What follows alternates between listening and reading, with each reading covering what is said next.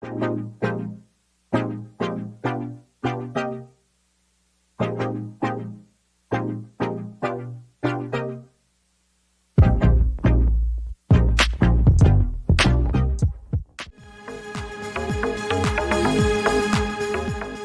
there, this is John from Commercial Real Estate Online. Welcome to the program. This is the show where I like to share tips, tools and ideas in commercial real estate brokerage around the world. You've come to the right place. The audience is large and I like to talk about sales, leasing and property management across office, industrial and retail property. The website to contact us is commercial-realestate-training.com. When you visit the website, make sure you join our community online so that we can send you all of the resources, PDF reports, checklists, charts, templates, all to do with commercial real estate that you can use in your location. So let's get on with the program. Of course, grab a coffee, grab your notebook and listen to the ideas that I share with you today to help you grow and thrive as a broker, an agent in your location. Catch you soon at the end of the program.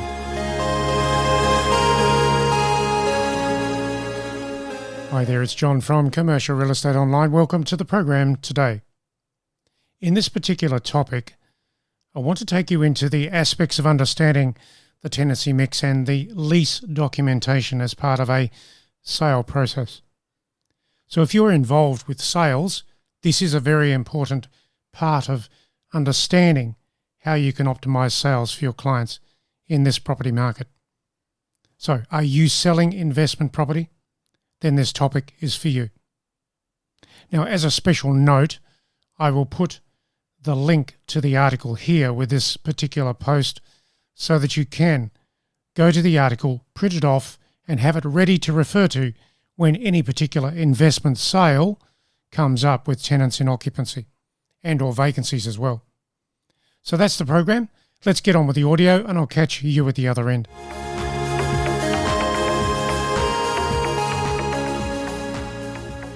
So let's consider and look at the aspect of selling an investment property that is leased. And of course, those leases need to be reviewed so that the marketing and the property outcomes can be the best for the client. So it's all about how to review leases and income streams in commercial property sales. As the opportunity for listing investment property arises, we can sometimes be too eager to take the listing without getting all of the essential facts that impact the property price or the rental situation, indeed the tenancy mix. Leases do matter with the income stream for the property. And as a property agent, as a specialist, your job is to understand what the leases are doing, what the income streams are doing, and how to make sure that those things are tuned to the best result in the sale process. So check the leases on a commercial investment property. And when I say commercial, I mean office, industrial or retail. You do that before discussing the price, as the leases may assist or hinder the sale. They can also dictate a sales strategy, a specific one, given the property itself, the location, and also the target of buyers that you may consider could be buying that property. And when you consider leases, there are so many things to think about. Options, rent reviews, lease terms and conditions, the remaining term on the lease, maybe special outgoings recovery, income streams, all of that sort of thing. So this means that an excellent commercial real estate agent or broker must know the structure of a lease and what makes a good lease, and then compare that to the property that they have listed or are about to take to the market. So think about the property life cycle. Depending on the age of the property, the next phase of its life cycle may be refurbishment, demolition or remix of tenancies. Every phase is different. The demographics of the region where the property is located will also have something to do with the future of the property and indeed the sale. So know about the leases and all of the dates, the critical dates. A property with most leases that will soon expire may be attractive to a purchaser who wants to owner-occupy the property, or perhaps a developer who wants to change the site and create a new building. On the other hand, the same property would not be attractive to a new investor unless they want to undertake refurbishment works and reposition the property with new tenants. So vacancies cost money. In fact, with vacancies, you lose money.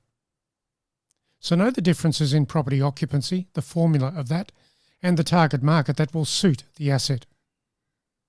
Are the vacancies attractive or not attractive to the buyers of the property? If you're selling the property to an investor, they may indeed look at the income stream critically and see the vacancies as a threat. So you have to work through all of those issues.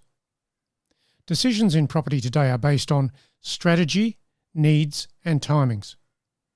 As an agent or a broker for commercial property, you need to be the ultimate strategist and, of course, provide plenty of recommendations through that and around that. So clarity is important. That's how you can win more new business, being clear, precise, and providing recommendations to match that. That's how you get a competitive edge in your real estate business.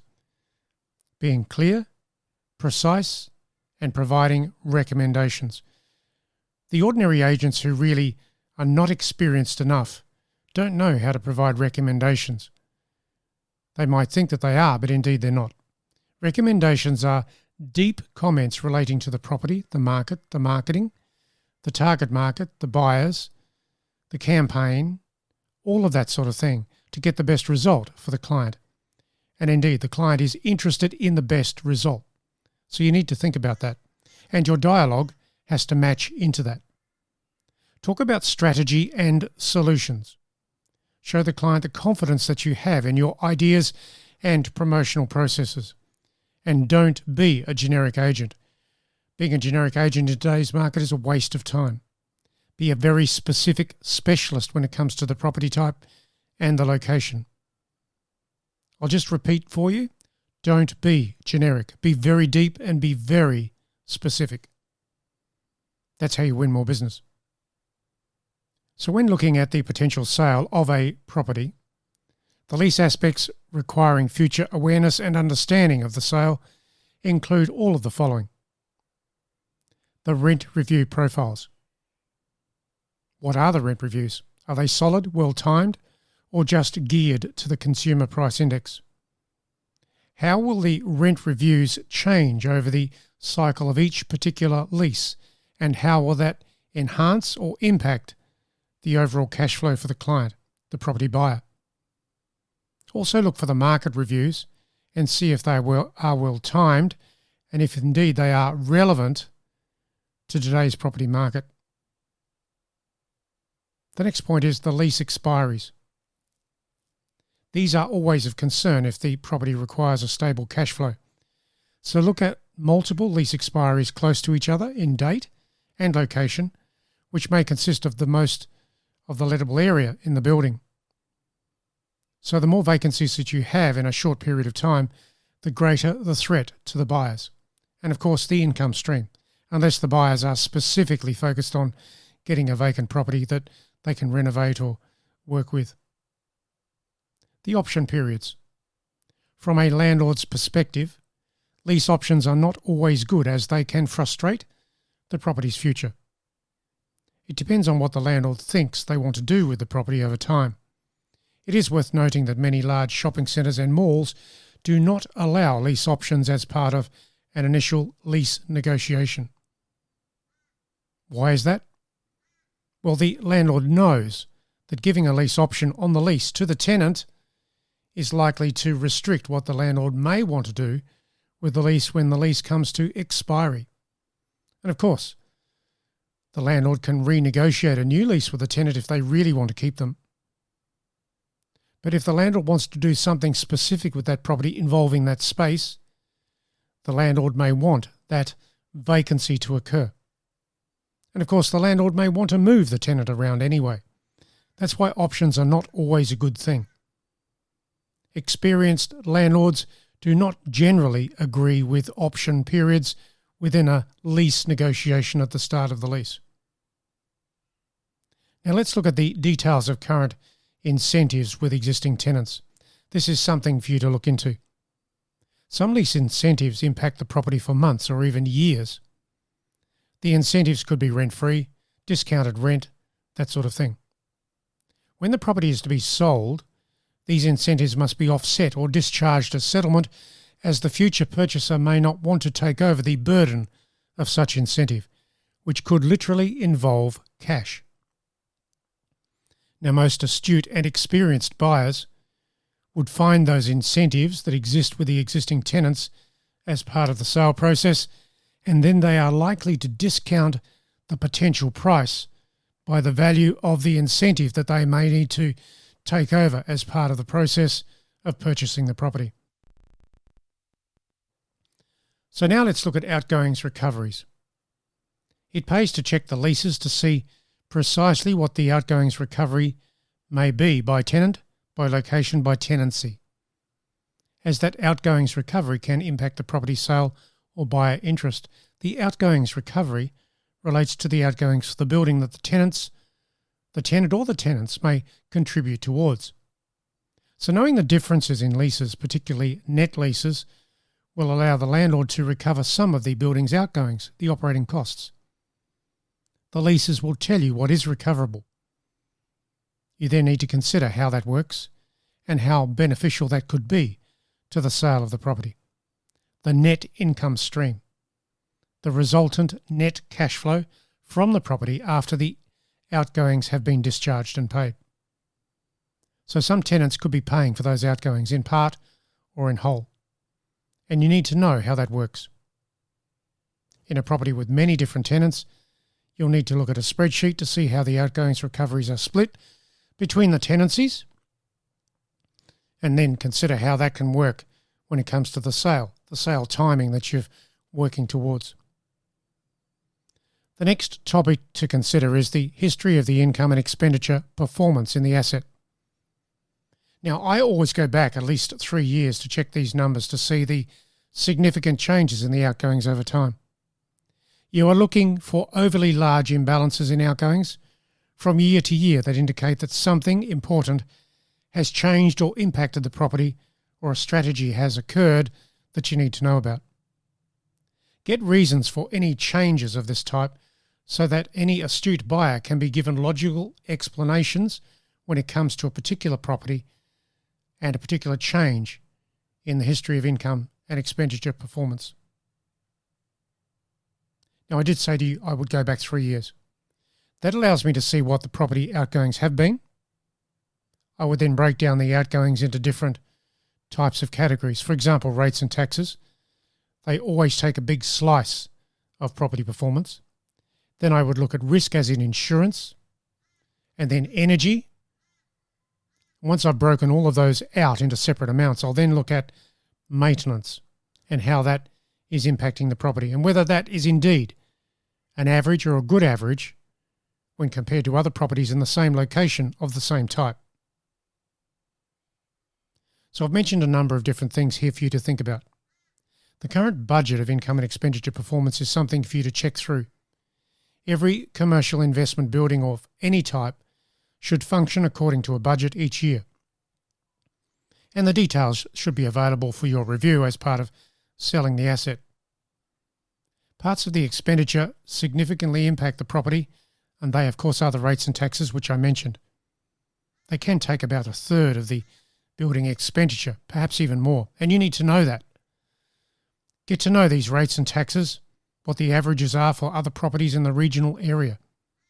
Investigate situations where the outgoings seem high, because the buyers will see that and they'll want to know what you know about it and why those outgoings are so high. Have your answers ready, because questions will arise in property buyer inspections. Now look at property performance elements such as these that I've mentioned, because they will affect the potential income of the property as well as into the future and dictate the best time to sell the asset.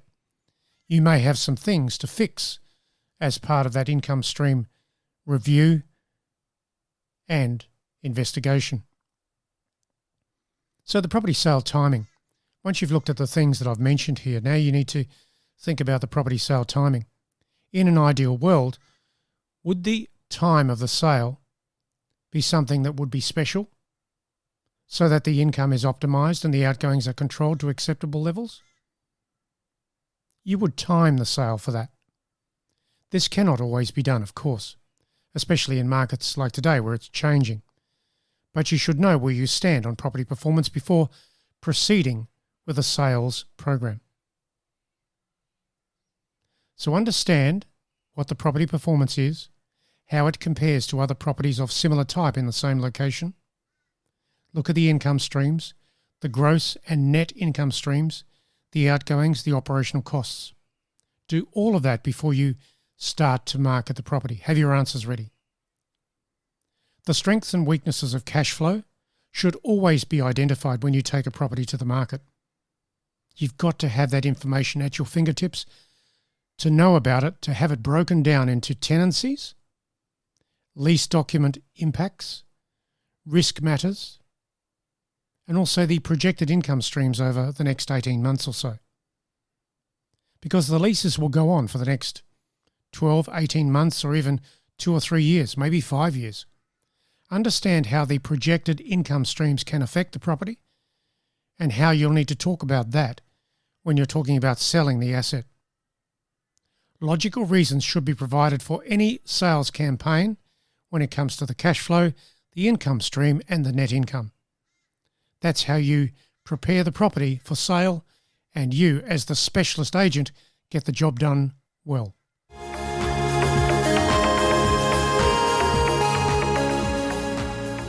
And so that is the program for today. Some very important ideas there for you as an agent, a broker, selling property as an investment opportunity for buyers. So that program will help you go through leases to look at particular challenges and optimize the sale for the best result for your client, who is the seller. So don't forget, the link to this particular article is on this post, so you can go there, print the article off and have it to refer to whenever you are involved in an investment property for sale. So that's it for now. I'll catch you in the next program.